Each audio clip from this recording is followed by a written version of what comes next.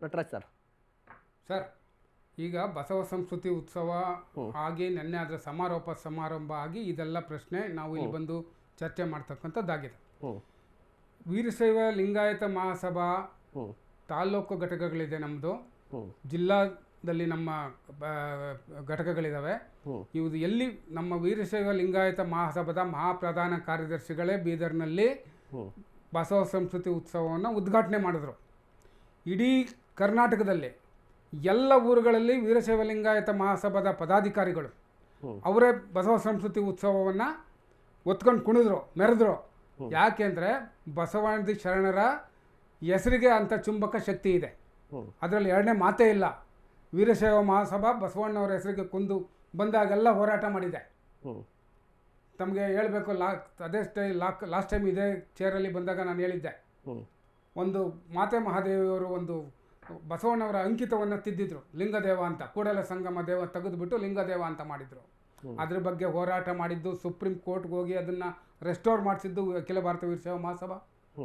ಬನ್ಗೆರೆ ಜಯಪ್ರಕಾಶ್ ಮತ್ತು ನಮ್ಮ P V ನಾರಾಯಣರವರು ಧರ್ಮಕಾರಣ ಅಂತ ಒಂದು ಪುಸ್ತಕ, ಮತ್ತು ನಮ್ಮ ಇನ್ನೊಂದು ಪುಸ್ತಕ ಆನುದೇವ ವರಗಣವನು ಅಂತ, ಅವನ್ನ ಸರ್ಕಾರದಲ್ಲಿ ಚನ್ನಬಸವಣ್ಣವರ ಹುಟ್ಟಿನ ಬಗ್ಗೆ ಒಬ್ಬರು ಮಾತಾಡಿದರು, ಬಸವಣ್ಣವರ ನಡೆ ಬಗ್ಗೆ ಒಬ್ಬರು ಮಾತಾಡಿದರು. ಅದನ್ನು ಮಟ್ಗೋಲಾಗತಕ್ಕ ಬಿಡದಲ್ಲೇ ಹೋರಾಟ ಮಾಡಿದ್ದು ಅಖಿಲ ಭಾರತ ವೀರಶೈವ ಮಹಾಸಭಾ. ಮಹಾಚೈತ್ರ ಅಂತ ನಮ್ಮ ಶಿವಪ್ರಕಾಶ್ ಅವ್ರದ್ದೊಂದು ನಾಟಕ ಬಂದಿತ್ತು, ಗುಲ್ಬರ್ಗಾ ಯೂನಿವರ್ಸಿಟಿಯಲ್ಲಿ ಪಠ್ಯ ಆಗಿತ್ತು. ಅದು ತಪ್ಪು ಸಂದೇಶವನ್ನು ಬಸವಣ್ಣವರ ಬಸವಾದಿ ಶರಣರ ಬಗ್ಗೆ ಏನು ತಪ್ಪು ಸಂದೇಶವನ್ನು ಕೊಡ್ತಕ್ಕಂಥದ್ದು ಮುಟ್ಗೋಲಾಕರಣಕ್ಕೆ ವೀರಶೈವ ಮಹಾಸಭಾ ಆಗಿ ಮಾಡಿದ್ದು. ಈ ಬಸವ ಏನು ಸಾಂಸ್ಕೃತಿಕ ನಾಯಕ ಅಂತ ಡಿಕ್ಲೇರ್ ಮಾಡಬೇಕು ಅಂತೇಳಿ ನಮ್ಮ 24ನೇ ಅಧಿವೇಶನದಲ್ಲಿ ನಾವು ಒತ್ತಾಯ ಮಾಡಿದ್ವಿ ವೀರಶೈವ ಮಹಾಸಭಾದಿಂದ. ನಾವು ನಿಮ್ಗೆ ಯಾರು ಬೇಡ ಅಂತ ಹೇಳ್ತಾ ಇಲ್ಲ, ಆದರೆ ನಮಗಿರ್ತಕ್ಕಂಥ ನೋವು ವೀರಶೈವ ಲಿಂಗಾಯತರಲ್ಲೇ ನೀವು ಬೇರೆ ಬೇರೆ ಅಂತ ಮಾಡಿ ಎಲ್ಲ ಊರುಗಳಲ್ಲಿ ನಮ್ಮ ವೀರಶೈವ ಲಿಂಗಾಯತ ಮಹಾಸಭಾದ ಪದಾಧಿಕಾರಿಗಳು ಸಂಸ್ಕೃತಿ ಉತ್ಸವಕ್ಕೆ, ಬಸವ ಸಂಸ್ಕೃತಿ ಉತ್ಸವಕ್ಕೆ ಹೆಗಲು ಕೊಟ್ಟಂಥವ್ರು ಇವತ್ತು ನಮ್ಮ ವೀರಶೈವ ಮಹಾಸಭಾ ಕಚೇರಿ ಮುಂದೆಗಡೆ ಇವ್ರದ್ದು ಸಮಾರೋಪ ನಡೆಯುತ್ತೆ. ಎಲ್ಲರೂ ಮಾತನ್ನು ಬಳಸಿದ್ದಾರೆ, ಎಲ್ಲ ಪೂಜ್ಯ ಗುರುಗಳು ಹೇಳಿದ್ದಾರೆ, ಅಭಿನಂದನೆ ಹೇಳಿದ್ದಾರೆ, ಎಲ್ಲರಿಗೂ ನಮಗೆ ಸಪೋರ್ಟ್ ಸಿಕ್ತು ಅಂತ ಹೇಳಿದ್ದಾರೆ.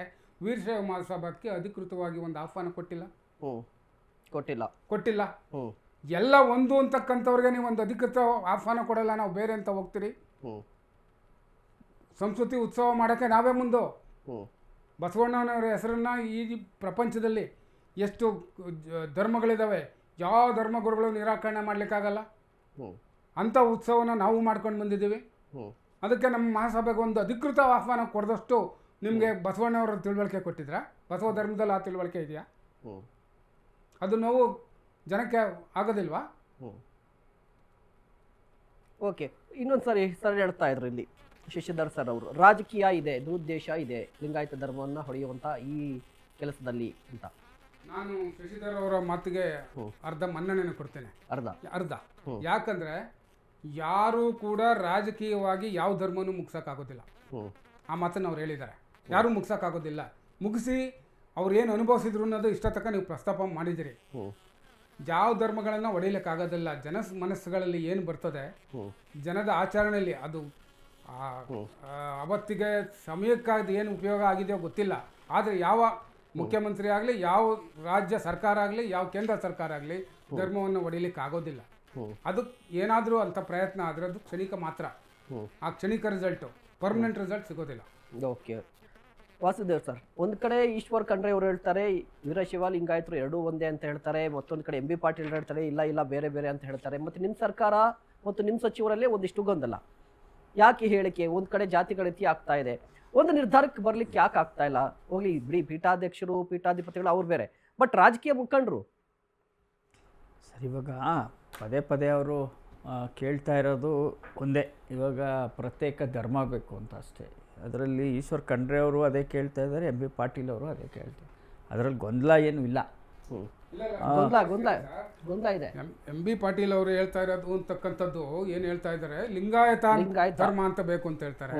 ಈಶ್ವರ್ ಖಂಡ್ರೆ ಅವರು ವೀರಶೈವ ಲಿಂಗಾಯತ ಅನ್ನೋ ಪದಗಳು ಸೇರಿಸಬೇಕು, ಎರಡು ಬೇರೆ ಅಲ್ಲ ಅಂತಕ್ಕಂಥದ್ದು ಅದು ವಿಚಾರ ಇರ್ತಕ್ಕಂಥದ್ದು.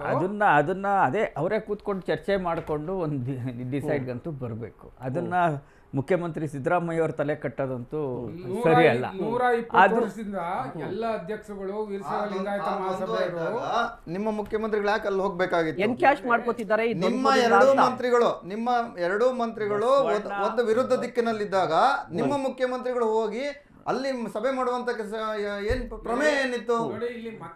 ಬೇಕಾಗಿರ್ಲಿಲ್ಲ ನಿಮ್ಗೆ. ಸಿದ್ದರಾಮಯ್ಯನವರಿಗೆ ನೇರವಾಗಿ ಹೇಳೋದೇನಂದ್ರೆ, ಸಿದ್ದರಾಮಯ್ಯನವರಿಗೆ ಲಿಂಗಾಯತ ಧರ್ಮ ಸಪರೇಟ್ ಆಗ್ಬೇಕು, ಲಿಂಗಾಯತ ಧರ್ಮ ನಮಗ್ ಕಾಂಗ್ರೆಸ್ ಜೊತೆ ಗುರುತಿಸ್ಕೋಬೇಕು, ಇನ್ನು ವೀರಶೈವರಿಗೆ ಯಾರೋ ಸ್ವಲ್ಪ ಬಿಜೆಪಿಗೆ ಮಾತಾಡ್ಬೇಡಿ ನೀವು. ಎಲ್ಲಾನು ಸಹ ಕ್ಲಿಯರ್ ಆಗಿದೆ. ಇದೇ ಮುಖ್ಯಮಂತ್ರಿಗಳೇ ಇದನ್ನ ಹುನ್ನಾರ ಹಾಕಿರೋದು. MP ಪಾಟೀಲ್ ತಾವು ಲಿಂಗಾಯತರ ಸರ್ವೋಚ್ಚ ನಾಯಕ ಆಗೋದಕ್ಕೆ ಹೊರಟಿದ್ದಾರೆ. ಈಗಾಗಲೇ ಯಡಿಯೂರಪ್ಪನ ಸರ್ವೋಚ್ಚ ನಾಯಕರಾಗಿದ್ದಾರೆ, ಶಿವಶಂಕರಪ್ಪನವರಾಗಿದ್ದಾರೆ. ಅದಕ್ಕಿಂತ ಹೆಚ್ಚಾಗಿ ನನ್ನ ದೊಡ್ಡ ನಾಯಕ ಬಿಂಬಿಸ್ಕೋಕ್ ಹೋಗಿದ್ದಾರೆ. ಬಿಂಬಿಸೋದ್ರಿಂದ ಜನ ಅದಕ್ಕೆ ಸರಿಯಾದ ಉತ್ತರ ಕೊಡ್ತಾರೆ. ನಿಮ್ಗೆ ಹಣ ಇರ್ಬೋದು, ಅಂತಸ್ತು ಇರ್ಬೋದು, ಎಲ್ಲ ಇರ್ಬೋದು, ಸಮಾಜವನ್ನು ಹೊಡಿತೀರಲ್ಲ, ಆ ಶಾಪ ನಿಮ್ಗೆಲ್ಲೂ ತಟ್ಟೋದ್ರಿಂದ ಬಿಡೋದಿಲ್ಲ. ಆಮೇಲೆ ರಾಜಕೀಯಕ್ಕೋಸ್ಕರ ಹೊಡಿತಾ ಇರ್ತಕ್ಕಂಥದ್ದು, ಅದಕ್ಕೆ ನೀವು ಬೆನ್ನೆಲುಬಾಗಿದ್ದೀರಲ್ಲ ಸಿದ್ದರಾಮಯ್ಯನವ್ರಿಗೆ, ಅದು ನಿಮ್ಗೆಲ್ಲೋ ಒಂದ್ ಕಡೆ ನಿಮಗೆ ಪಾಠ ಕಲಿಸುತ್ತೆ. ಇಲ್ಲ, ಇಲ್ಲಿ ರಾಜಕೀಯವಾಗಿ ಶಾಸಕರಾಗಲಿ, ಮಠಾಧಿಪತಿಗಳಾಗಲಿ, ಅಥವಾ ಗುರುಪೀಠದವರು ಅಂತ ಹೇಳ್ತಕ್ಕಂಥವ್ರಾಗಲಿ, ಎರಡನ್ನೂ ವಿಭಜನೆ ಮಾಡ್ಲಿಕ್ಕೆ ಸಾಧ್ಯನೇ ಇಲ್ಲ. ರಾಜಕೀಯದವ್ರಿಗೂ ವೀರಶೈವ ಅನ್ನೋ ಗುಂಪು ಬೇಕು, ಲಿಂಗಾಯತ ಅನ್ನೋ ಗುಂಪು ಬೇಕು. ಮಠಾಧಿಪತಿಗಳು ಯಾರು ಒಂದೇ ಗುಂಪಿಟ್ಕೊಂಡು ಮಠಾಧಿಪತಿಗಳಾಗಲ್ಲ. ಅವ್ರ ಸುತ್ತಮುತ್ತ ಇರ್ತಕ್ಕಂಥ ಜನಗಳನ್ನು ಅನುಸರಣೆ ಮಾಡಿಕೊಂಡು, ಜನಗಳಿದ್ದರೆ ಶಿಷ್ಯರಿದ್ದರೆ ಮಠ ಬರೀ ಮಠ ಇದ್ದರೆ ಶಿಷ್ಯರು ಇಲ್ದಿದ್ರೆ ಮಠ ಆಗಲ್ಲ. ಎಲ್ಲ ಶಿಷ್ಯರು, ಎಲ್ಲ ವರ್ಗದವರು ರಾಜಕೀಯಕ್ಕೂ ಬೇಕು, ಇದಕ್ಕೂ ಬೇಕು. ಅದಕ್ಕೆ ಇಲ್ಲಿ ಕೆಲವೇ ಮಂತ್ರಿಗಳು ಮಾತ್ರ ಬಂದಿದ್ದಾರೆ. ನಿನ್ನೆ ಇಲ್ಲದೆ ಇದ್ರೆ ಎಲ್ಲ ಶಾಸಕರು ಬರ್ತಾ ಇದ್ರು. ಯಾಕೆ ಹಾಜರಿರಲಿಲ್ಲ? ನಾನು ಹೇಳಿದ್ದೀನಿ, ಮಹಾಸಭೆ ಈಶ್ವರ್ ಖಂಡ್ರೆ ಅವರು ಮಹಾಸಭೆಯ ಮಹಾಸಭೆಗೆ ಬಂದಿಲ್ಲ. ಒಂದೇ ಅಂತ ಹೇಳ್ತಾ ಇದೆ ಕಾಂಗ್ರೆಸ್. ಒಂದೇ ಹೇಳ್ತಾ ನಿಮ್ಮ ಮಿನಿಸ್ಟ್ರಿಗಳೇ ಇರ್ಲಿಲ್ವಲ್ಲ, ಲಿಂಗಾಯತ ಸಚಿವರೇ ಇರ್ಲಿಲ್ವಲ್ಲ, ಅರ್ಧಕ್ಕರ್ಧ ಅಬ್ಸೆಂಟ್ ಆಗಿದ್ರಲ್ಲ, ಕೇವಲ ಕೆಲವರನ್ನ ಅಲ್ಲಿ ಬಿಂಬಿಸ್ತಾ ಇದ್ರಲ್ಲ. ರಾಜಕೀಯ ಆಗೋದಿಲ್ಲ ಅಂತ. ಸರಿ, ಈಗ ನಾವು ಹೇಳೋದು ಒಂದೇ, ಇವ್ರು ಧರ್ಮ ಕೇಳ್ತಾ ಇದ್ದಾರೆ, ಧರ್ಮನ ಅದಕ್ಕೋಸ್ಕರ ಸಿದ್ದರಾಮಯ್ಯನವರು ಪ್ರತ್ಯೇಕ ಧರ್ಮದ ಬಗ್ಗೆ ಮಾತಾಡ್ಬೋದು. ಅದು ಬಿಟ್ರೆ ವೀರಶೈವ ಲಿಂಗಾಯತ ಅದು ಅವ್ರಿಗೆ ಸಂಬಂಧಪಟ್ಟಿದ್ದು. ಸಿದ್ದರಾಮಯ್ಯ ಮಾಡ್ತೀನಿ ಅಂತ ನಮ್ದು ಪ್ರತಿಪಾದನೆ ಇರೋದು, ವೀರಶೈವ ಲಿಂಗಾಯತ ಧರ್ಮನ ಶಿಫಾರಸು ಮಾಡಿ ಅಂತ ನಮ್ಮ ಕೋರಿಕೆ ಇದೆ. ನಿನ್ನೆ ಸಿದ್ದರಾಮಯ್ಯನವರ ಭಾಷಣದ ಸಾರಾಂಶ ಲಿಂಗಾಯತ ಧರ್ಮವನ್ನು ಮಾಡಲಿಕ್ಕೆ ಶಿಫಾರಸು ಮಾಡ್ತಾರೆ ಅಂತ ಇವತ್ತು ಪತ್ರಿಕೆಗಳಲ್ಲಿ ಎಲ್ಲ ವರದಿಯಾಗಿರ್ತಕ್ಕಂಥದ್ದು. ಇದ್ರ ಬಗ್ಗೆ ಚರ್ಚೆ ಆಗ್ತಾ ಇದೆ ಇವಾಗ. ಒಟ್ಟಿನಲ್ಲಿ ಪ್ರತ್ಯೇಕ ಧರ್ಮಕ್ಕೆ ಶಿಫಾರಸು ಮಾಡ್ತೀರಿ ಅಂತ ನೀವು ಹೇಳ್ತೀರ. ಅಷ್ಟೇ. ಬಟ್ ಇಲ್ಲಿ ಸಮಾಜದ ಅಭಿಪ್ರಾಯ ಇರೋದೇನು ಅಂತ ಹೇಳಿದ್ರೆ, ಲಿಂಗಾಯತ ಪ್ರತ್ಯೇಕ ಧರ್ಮ ಬೇಡ, ವೀರಶೈವ ಲಿಂಗಾಯತ ಪ್ರತ್ಯೇಕ ಧರ್ಮ ಬೇಕು ಅನ್ನೋದು.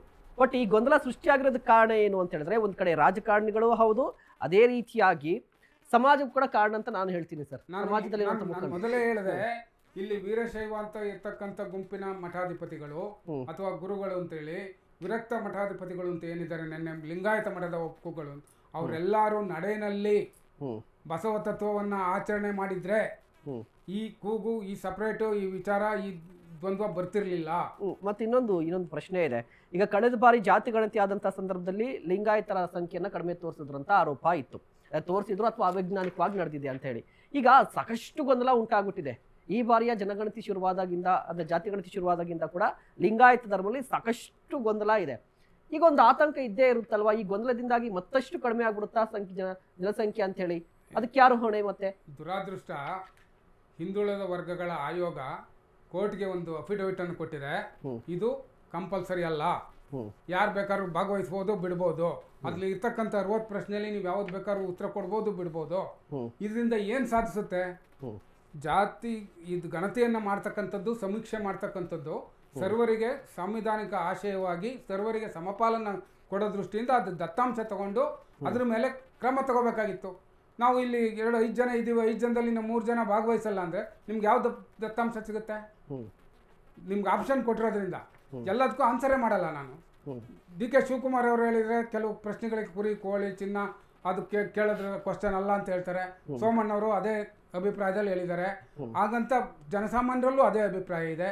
ನೀವು ಯಾವ ದತ್ತಾಂಶ ತಗೊಂಡು ಏನ್ ಮಾಡ್ತೀರಿ? ಇಷ್ಟು 420 ಕೋಟಿ ಶೇರ್ ಕ್ರಿಮಿನಲ್ ವೇಸ್ಟ್ ನೀವು ಮಾಡ್ತಾ ಇದ್ದೀರಿ ಸರ್ಕಾರದವರು. ಲಾಸ್ಟ್ ರಿಯಾಕ್ಷನ್ ತಗೋಬಿಡ್ತೀನಿ. ವಾಸುದೇವ್ ಸರ್, ವೇಸ್ಟ್ ಅವರು ಕಡ್ಡಾಯವಾಗಿ ಭಾಗವಹಿಸಿ ಅಂತ ಹೇಳಿಲ್ಲ. ಸೊ ಕೊಟ್ಟರು ಕೊಡ್ಬೋದು, ಬಿಟ್ಟರೆ ಬಿಡ್ಬೋದು. ಇಂತಹ ಸಂದರ್ಭದಲ್ಲಿ ಡೇಟಾ ತಗೊಂಡು ಏನು ಮಾಡ್ತೀರಿ ನೀವು? ನೋಡಿ, ಇವಾಗ ಸಿದ್ದರಾಮಯ್ಯ ಪದೇ ಪದೇ ಹೇಳ್ತಾ ಇರೋದು ಆರ್ಥಿಕ ಸಮಿತಿ ಮಾಡ್ತಾ ಇದೆ ಅಂತ. ಅದು ಆರ್ಥಿಕ ಪರಿಸ್ಥಿತಿಲಿ ಏನಿದೆ, ಮುಂದೆ ಯೋಜನೆಗಳು ಏನಾದ್ರು ಮಾಡಬೇಕು ಏನಾದ್ರು ಅಂದರೆ ಇದು ಸಮೀಕ್ಷೆ ಬೇಕಾಗಿದೆ, ಅದರಲ್ಲಿ ಭಾಗವಹಿಸಿ ಅಂತ ಕೂಡ ಸಿದ್ದರಾಮಯ್ಯ ಅವರು ಹೇಳ್ತಿರೋದು. ನಾಳೆ ಏನಾದ್ರು ಒಂದು ಯೋಜನೆ ಮಾಡುವಾಗ ಯಾವ್ಯಾವ ಜಾತಿಯವರು ಯಾವ್ಯಾವ ಮಟ್ಟದಲ್ಲಿದ್ದಾರೆ ನೋಡಬೇಕು ಅಂತ ಹೇಳಿದ್ರೆ ಅದಕ್ಕೆ ಮಾಡ್ತಾ ಇರೋದು. ಅದೇ ಕೇಂದ್ರ ಸರ್ಕಾರದವರು ಜಾತಿ ಗಣತಿ ಕೂಡ ಮಾಡ್ತಾ ಇದ್ದಾರೆ. ಜಾತಿ ಗಣತಿ ಕೂಡ ಅವರು ಮಾಡಬೇಕು ಅಂತ ಹೊರಟಿರೋದು. ಓಕೆ, ಸಿದ್ದರಾಮಯ್ಯ ಪದೇ ಪದೇ ಹೇಳ್ತಿರೋದು ಏನು, ಈ ಗಣತಿ ಆದರೆ ಯಾರಿಗೆ ಎಷ್ಟು ನಾವು ಅನುದಾನವನ್ನು ಕೊಡ್ಬೋದು, ಯಾರಿಗೆ ಎಷ್ಟು ಮೀಸಲು ಇರ್ಬೋದು ಅನ್ನೋದು ಒಂದು ಇದಕ್ಕೋಸ್ಕರ, ಆರ್ಥಿಕ ಪರಿಸ್ಥಿತಿಗೋಸ್ಕರ ಮಾಡ್ತಾ ಇದ್ದಾರೆ. ಅದಕ್ಕೆ ಎಲ್ಲರೂ ಭಾಗವಹಿಸಿದ್ರೆ ಒಳ್ಳೇದಿರುತ್ತೆ ಅಂತ ಹೇಳ್ತಾ ಇದ್ದಾರೆ. ಅದು ಅವ್ರಿಗೆ ಸಂಬಂಧಪಟ್ಟಿದೆ. ಆಪ್ಷನ್ ಓಕೆ ಕೊಟ್ಟು ಓಕೆ, ಟೈಮ್ ಆಯ್ತು. Okay, thank you so much sir ಕಾರ್ಯಕ್ರಮದ ಭಾಗಿದ್ದಕ್ಕೆ. Thank you so much sir ಕಾರ್ಯಕ್ರಮದಲ್ಲಿ ಭಾಗಿಯಾಗಿದ್ದಕ್ಕೆ.